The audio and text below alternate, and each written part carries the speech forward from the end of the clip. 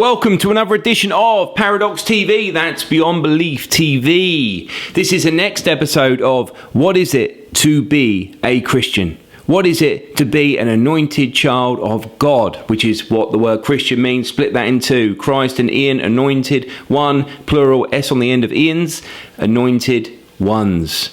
What is that? We've been looking at this series, which we'll find in Matthew 5. These are unscripted, so, if I'm saying things which I bubble up on my words or double up on my words, please forgive me.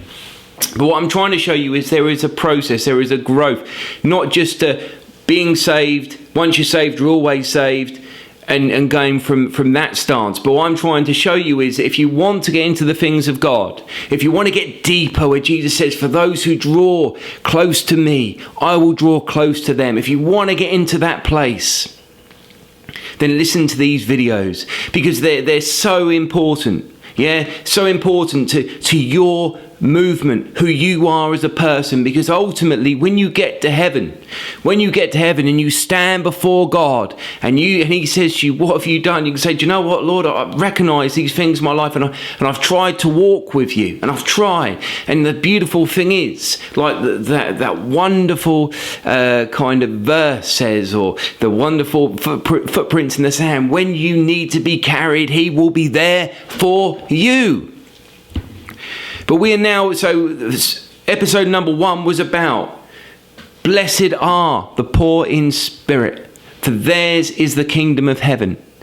Then it went to blessed are those that mourn, for they should be comforted. Then it went to blessed are the meek, for they shall inherit the earth. Then it went to blessed are those that hunger and thirst after righteousness, for they shall be filled. Then it went to blessed are the merciful, for they shall get mercy. They shall have mercy. We've now moved on to blessed are the pure of heart, for they shall see God. Wow. Blessed are the pure in heart. What does blessed mean? What does blessed mean? If we could to take word blessed, what does the word pure mean? If we were to take one part out of the diary and we looked at the word pure, what that actually means, it means free from anything different, inferior, or contaminating. So it's free. It's free from sin, in other words. It's pure. What sets something free?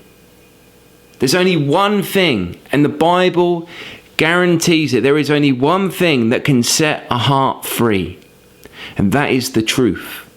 And until you know the truth, if you found Jesus, you're beginning to know the truth anyway, because he's taking you on a journey. He's building you up. He's showing you what he wants you to be. He's showing you what you can be. And he's saying, come with me on this adventure. Come with me on this journey. For I have great things for you, says the Lord. But to be pure, that's great to have a pure heart. To have a pure heart. So if we look to that word pure, there's only one person in the Bible that could say that they had a pure heart, and that is Jesus. That is Jesus. That's the only one. Certainly from what we know about him, a New Testament point of view, there's only one person who had that pureness of heart. There's only one person that, when he was on a cross, people think, they were showing, he might have said something or people around him were feeling the compassion, and of course they were. But, he showed mercy. When he said to them, and he's strung up on the cross, and he's got nails through his hands and nails through his feet, and he's got a crown of thorns on his head. And he turns round and he says, Father, forgive them. For they know not what they do. Wow. That's mercy. But This is the interesting part. You've now come from that merciful stage. You're standing on the righteousness. You found God. But you're now at that mercy, you've gone past them, you're now at the merciful stage. So you're reaping the fruits that are coming from that. But now it's the pure in heart. You know what God's saying to you now is, I want you to see me. I want you to see me. For all that I am, for all that I want for you, I want you to see me. Come into that place. Come into that place. What is it to have a pure heart? I mean, if we go back a few stages, we go back and we look at another guy. There is one guy in the Bible who says that he had a heart like God. There is only one guy in the Bible. His name was David. Yeah, his name was David. Why did he have a heart like God? Why would you say that? I mean, interestingly enough, this guy had some challenges, right? Firstly, he was a man of blood, which isn't a good thing. Secondly, his son slept with his daughter. That's not good either. Thirdly, and this is just some of the things. Thirdly, he decided that he fancied or he liked Bathsheba, but Bathsheba was married. So he sent Uriah to the front of the army, in the hottest point of the army, so that Uriah would be killed. I mean, it sounds pretty messed up and conflicted to say that this had a heart. You know, this guy had the same heart, or had a heart unto God, or the same heart as God. That seems quite conflicted, don't you think? But whether pure or not, it's interesting. So we understand that from a purity point of view, yeah, it's about getting free, because he is free indeed. He who the Son sets free is free indeed. Yeah, we also know that you shall know the truth, and the truth shall set you free. But the heart, you see, let me tell you why David had a heart that there was no one like him. He had a heart that was the same as God, a heart that was similar, to what God recognized in him. It's because when he was confronted with sin, he dealt with it. When he was confronted with things in his life, he dealt with them. A person, and that is, we need that today. That when we're confronted with sin, not just out there, but recognizing sin in our own lives, that when we're confronted with that sin, when we're convicted of that sin, that we deal with it, that we deal with that sin. And if we've got things to say, you know what, Lord, I'm sorry, I've messed up. But he is gracious and willing to forgive. And he can save to the uttermost. No one can measure the width, the height, the depth, the breadth of the grace of God. The grace that came through Jesus. No one can measure that. Nobody can measure that. So to say that someone is lost, that's down to between them and God. But what God desires from you is this, because he can see in this, he can see this, and this channels to this, because we know as a man believes in his heart, that is who he is. As a man believes in his heart, that is who he is. And what Jesus came to do is Jesus came to set you free. He came to give you salvation. So you're a person. What are you like now as a person? You're a person that's been set free. You're a person then in this part of the walk, that when you are confronted, when you're convicted with sin, that you deal with sin.